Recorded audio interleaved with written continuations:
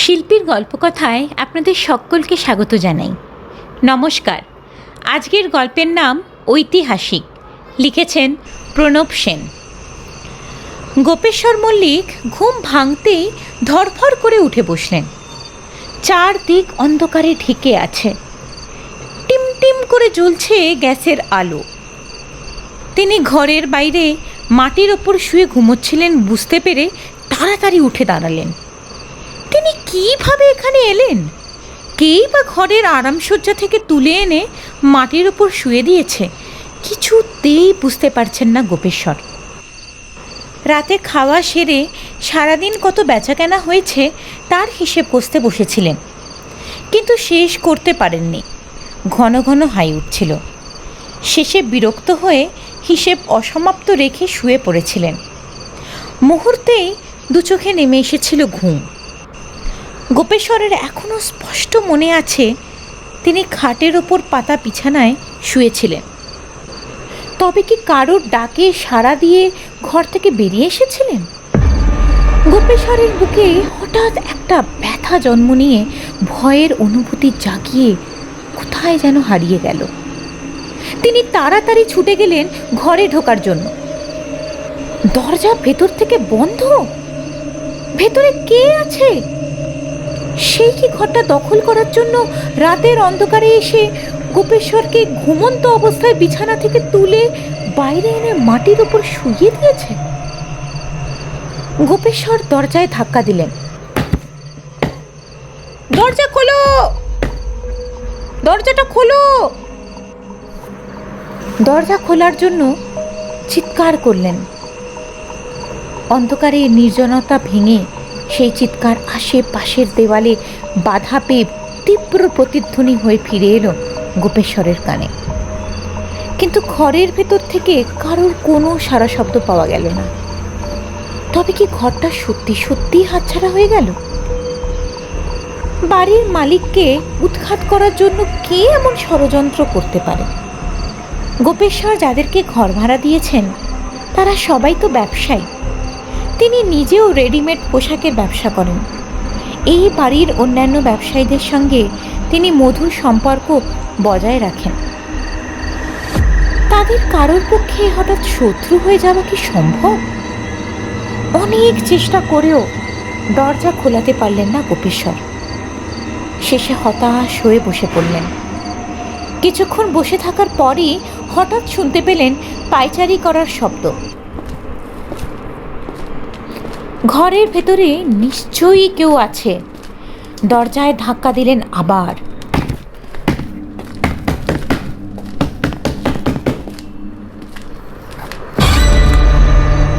তার প্রত্যুত্তরে গোপেশ্বর যা শুনতে পেলেন তাতেই তার চোখ দুটো ছানা বড়া হয়ে গেল। ভারিক্ষী স্বরে ভেতর থেকে কে যেন বলল, আমাকে কেউ যদি বিরক্ত করে আমি খুব রেগে যাই। আমি তাকে 200 বার কান ধরে উঠবোস করাই। এই ঘরটা আমি দখল করে নিয়েছি। এখানে আমি বছর 2 থাকবো, তারপর একদিন আমি নিজেই চলে যাব। আমাকে তাড়া দিতে হবে না। গোপেশ্বরের সারা শরীর দুঃখে আর আতঙ্কে কাঁপছে। নিজের ঘর থেকে উৎখাত হয়ে 2 বছরের জন্য নির্বাসনে চলে যেতে হবে, আর 200 বার কান ধরে উঠবোস করার শাস্তি ভোগ করতে হলে 2 হাঁটুতে খিল ধরে যাবে। শরীরও সেই ধকল সহ্য করতে পারবে না। পঙ্গু হয়ে চিরকালের জন্য শয্যাশায়ী হয়ে থাকতে হবে।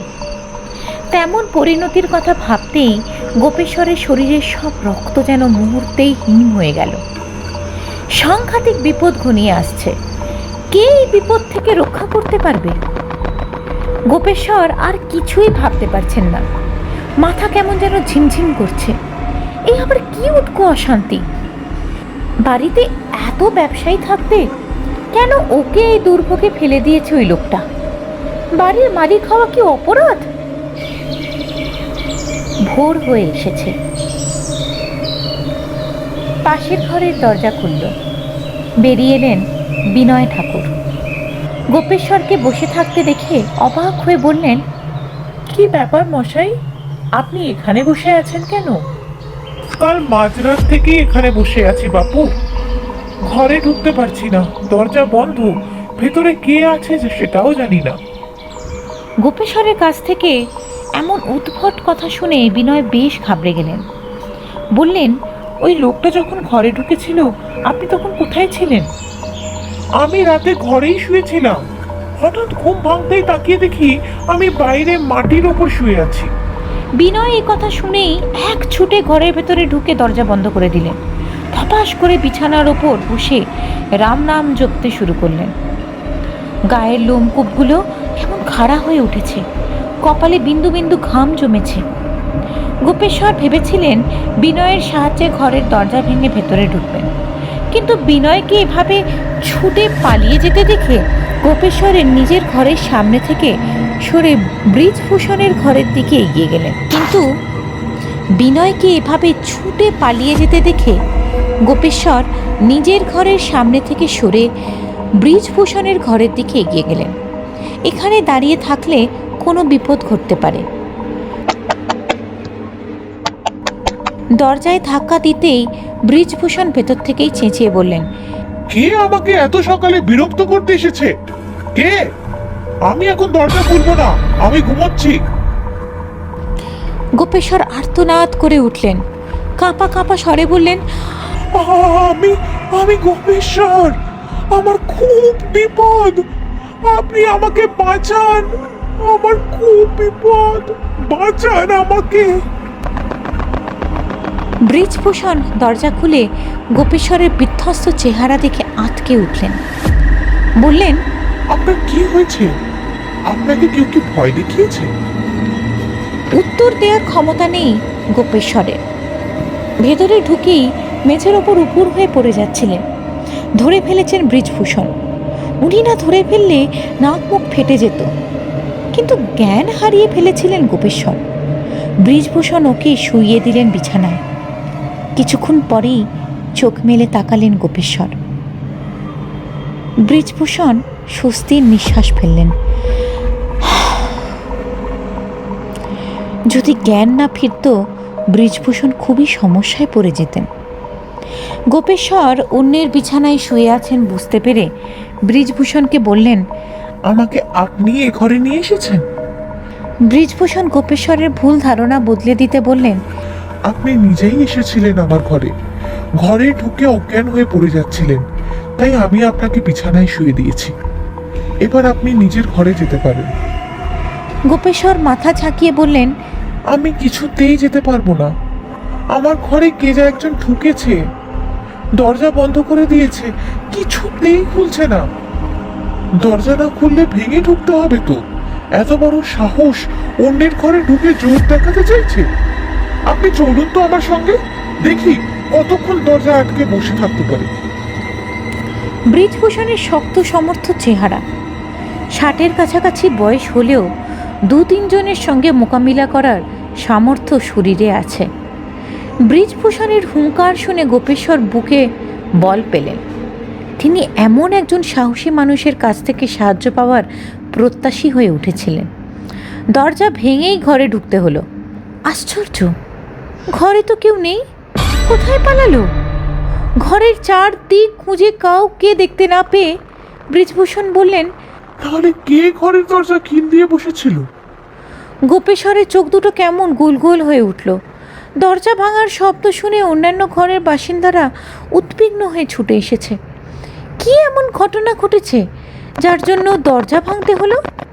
এমন প্রশ্নের মুখোমুখি হয়ে ব্রিজভূষণ বললেন, আমি নিজেই কিছু বুঝতে পারছি না। গোপেশ্বর বাবু ঘরে ঢুকতে পারছিলেন না, উনি গিয়েছিলেন আমার কাছে। আমি এসে দেখি দরজা সত্যি সত্যি ভেতর থেকে কেউ বন্ধ করে রেখেছে। বাধ্য হয়ে আমি দরজা ভেঙেছি, কিন্তু ঘরের ভেতরে আমি কাউকেই দেখতে পাইনি। এই আবার কি অদ্ভুত ঘটনা! ঘরে কেউ না থাকলে দরজা বন্ধ করেছিল কে? বললেন অনন্তরাম। বিনয় হঠাৎ এসে হাজির হয়ে বললেন, আমি বুঝতে পেরেছিলাম কে বা কারা এই বাড়িটা দখল করে নিতে চাইছে।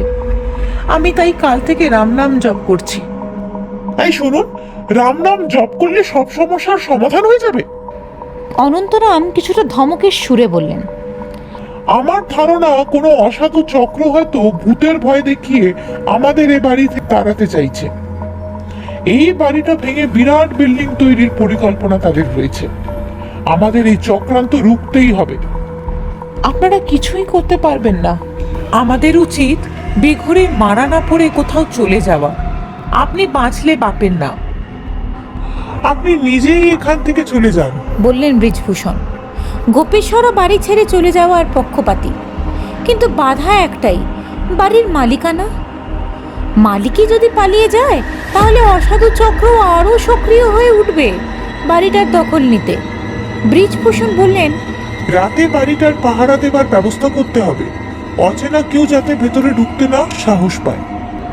বৃজভূষণের প্রস্তাব সকলেই মেনে নিলেন। গোপেশ্বর অবশ্য তেমন উৎসাহ বোধ করলেন না। তার ধারণা, পাহারার ব্যবস্থা করলেও উপদ্রব থেকে কিছুতেই রেহাই পাওয়া যাবে না। যাকে দেখতে পাওয়া গেল না তার ভেতরে ঢোকা কি বন্ধ করা যাবে?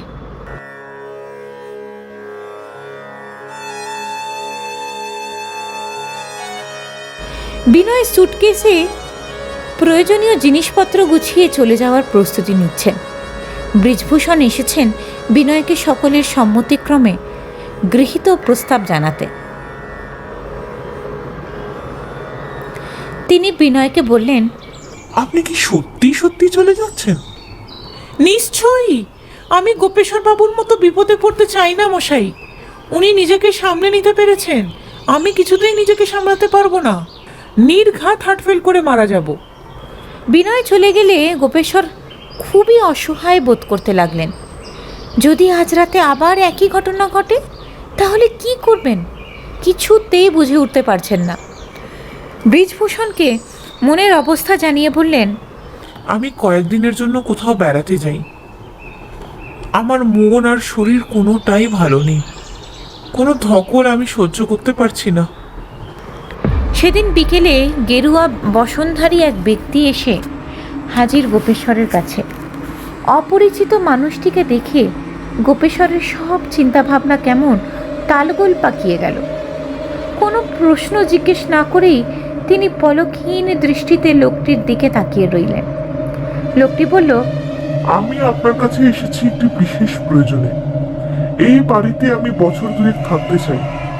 একটা ঘরের ব্যবস্থা আপনাকে করে দিতেই হবে। আমি শুধু রাতে থাকবো, সকাল হলেই আবার চলে যাব। আপনি বোধহয় জানেন না, এই বাড়িতে বেশ কয়েকশো বছর আগে আমার গুরু তার বাবার সঙ্গে থাকতেন। কিন্তু এখন তো কোনো ঘর খালি নেই। আপনাকে থাকার জন্য কিভাবে ঘরের ব্যবস্থা করে দেব? বিনয়বাবু চলে গেছেন, উনি বোধহয় আর ফিরবেন না। ওর ঘরেই আমি থাকতে পারি। আপনি কি বিনয়বাবুকে চেনেন? আমি কাউকেই চিনি না, আবার সবাইকেই চিনি। যাই হোক, আমি আজ রাত থেকেই ওই ঘরটার দখল নিয়ে নিচ্ছি। আপনাকে আমার অনুরোধ, আপনি লক্ষ্য রাখবেন কেউ যেন আমাকে বিরক্ত করার চেষ্টা না করে। আমি রেগে গেলে এমন ঘটনা ঘটাবো, তার জেরে আপনাদের সবাইকে এ বাড়ি ছেড়ে পালাতে হবে। লোকটির কথার বিরোধিতা করতে চাইলেন না গোপেশ্বর। বিনয়বাবুর ফাঁকা ঘরে উনি রাতে থাকতে চাইছেন, তাতে আপত্তি জানিয়ে ঝামেলা বাড়ানোর পক্ষপাতী উনি নন। তার মনে প্রশ্ন জাগে, ঘরে তালা লাগানো রয়েছে, উনি কি তালা ভেঙে ঘরে ঢুকবেন? লোকটির পরিচয় জানার চেষ্টা করেননি গোপেশ্বর। উনি রাত জেগে কি করবেন সেই প্রশ্ন জিজ্ঞেস করতেও সাহস পেলেন না। অবশ্য গোপেশ্বর নিশ্চিত তিনি অস্বাভাবিক কোনো কাজে লিপ্ত হবেন না। গোপেশ্বর অবাক দৃষ্টিতে দেখলেন লোকটি বিনয়ের ঘরের তালা না ভেঙেই ছায়া হয়ে ভেতরে ঢুকে গেলেন। তবে কি এই লোকটাই কাল রাতে এসেছিল? যে মুহূর্তেই ছায়া হয়ে যেতে পারে তাকে দেখতে না পাওয়াটাই স্বাভাবিক। গোপেশ্বর এবার বুঝতে পারছেন বিনয় ভুল বলেননি। উনি চলে গিয়ে বাড়ির অন্যদের যথেষ্ট উপকারই করেছেন। ঘর না পেলে লোকটি রেগে গিয়ে হয়তো সবাইকে এই বাড়ি থেকে তাড়ানোর ব্যবস্থা করত। সেদিন রাতে এক আর্ত চিৎকার শুনে ঘুম ভেঙে গেল গোপেশ্বরের।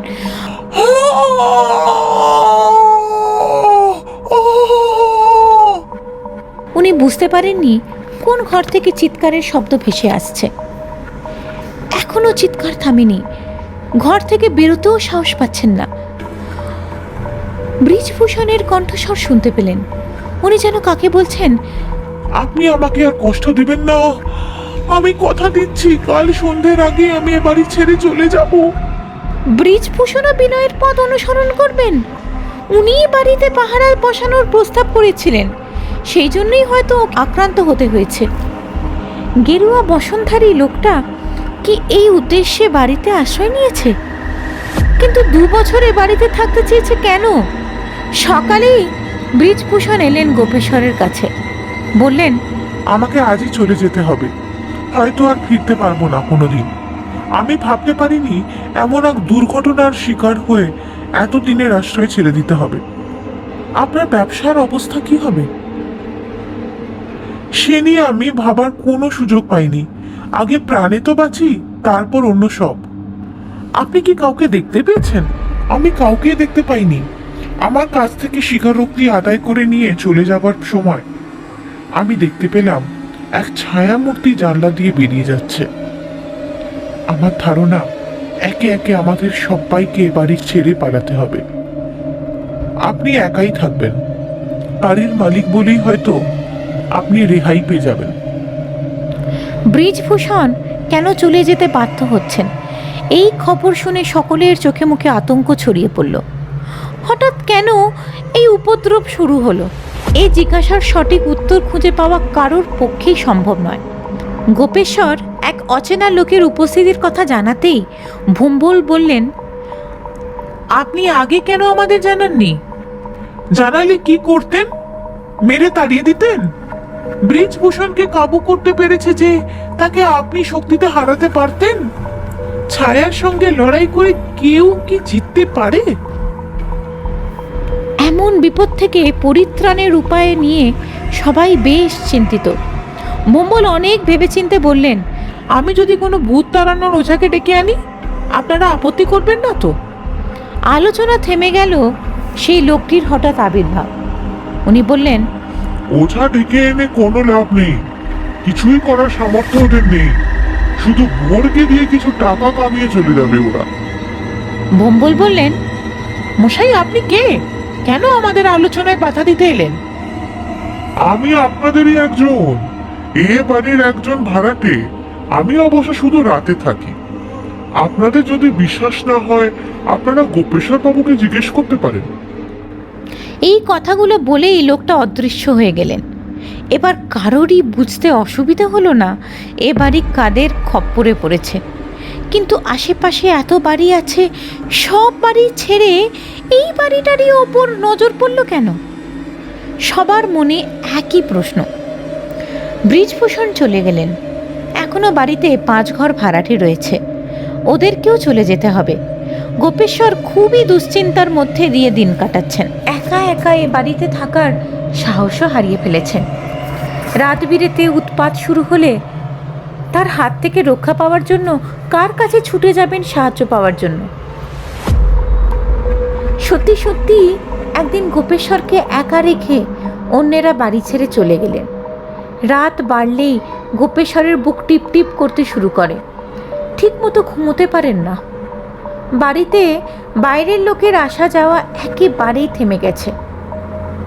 গোপেশ্বরের ব্যবসাও এখন পড়তির দিকে। অধিকাংশ সময় বাড়িটা খাঁ খাঁ করে। গোপেশ্বর মাঝে মাঝেই ভাবেন বাড়ি বিক্রি করে দিয়ে অন্য কোথাও চলে যাবেন, কিন্তু কেউই কিনতে রাজি হয় না। সেদিন সারা দিন ধরে একজন খরিদ্দারও আসেনি। গোপেশ্বর অপেক্ষা করছেন বাইরের দিকে তাকিয়ে। সামনে এসে দাঁড়ালেন সেই গৌরিক বসনধারী লোকটি। বললেন, আমি এখানে একটি কেন্দ্র গড়ে তোলার কথা ভাবছি। এই কেন্দ্রের কাজ হবে অসহায় দরিদ্র মানুষদের সাহায্য করা। আমার 2 গুরু রামমোহন ও বিদ্যাসাগর সে কবে সতীদাহ প্রথা বিলোপ ও বিধবা বিবাহ আইন প্রচলন করতে সক্রিয় ভূমিকা গ্রহণ করেছিলেন। এখনো সমাজে অনেক পাপ রয়েছে, সেই পাপ নির্মূল করতে আমাকে ওরা এখানে পাঠিয়েছেন। এই বাড়িতে বিদ্যাসাগর ছিলেন, আপনি হয়তো জানেন না, বাড়িটা ব্যবসায়ীদের দখলে চলে গেছে, এটা উনি কিছুতেই সহ্য করতে পারছিলেন না। তাই আমাকে ওদের ভয় দেখিয়ে এই বাড়ি থেকে তাড়াতে হয়েছে। আপনাকে আমি তাড়াতে চাইনি, কারণ আপনার সাহায্য ছাড়া আমার একার পক্ষে দায়িত্ব পালন করা একদম সম্ভব নয়। গোপেশ্বর শুনেছিলেন এই বাড়িতে বিদ্যাসাগর একসময় থাকতেন। 13 নম্বর দিগম্বর জৈন টেম্পল রোডের বাড়িটার স্মৃতি এখনও ভুলতে পারেননি বিদ্যাসাগর। এই কথা শুনে খুব খুশিই হলেন গোপেশ্বর। আবার তারই উদ্যোগে এখানে একটি সেবা কেন্দ্র গড়ে উঠবে উনি আপত্তি জানাতে চাননি। বাড়িটা ঐতিহাসিক বাড়িতে রূপান্তরিত হবে, দেশের মানুষের দৃষ্টি আকর্ষণ করবে, সে কথা ভেবেই গর্ব অনুভব করলেন গোপেশ্বর। লোকটি বিদ্যাসাগরকে সঙ্গে নিয়ে এসে সেবা কেন্দ্রের আনুষ্ঠানিক উদ্বোধন করবেন এই প্রতিশ্রুতি দিয়ে চলে গেলেন। তারপর 2 বছর কেটে গেছে, কারোরই দেখা পাননি গোপেশ্বর। হঠাৎ একদিন দেখতে পেলেন কয়েকজন লোক এসে বাড়িটার সামনে একটি ফলক লাগিয়ে দিয়ে গেল। তাতে লেখা আছে, এই বাড়িতে বিদ্যাসাগর ছেলেবেলায় বাস করতেন। এটি ঐতিহাসিক বাড়ি। বন্ধুরা, আশা করছি আজকের গল্পটা আপনাদের সবার খুব ভালো লেগেছে। ভালো লাগলে কমেন্ট করে জানাবেন, লাইক করবেন, শেয়ার করবেন আর সাবস্ক্রাইব করবেন আমার চ্যানেলটাকে। ধন্যবাদ।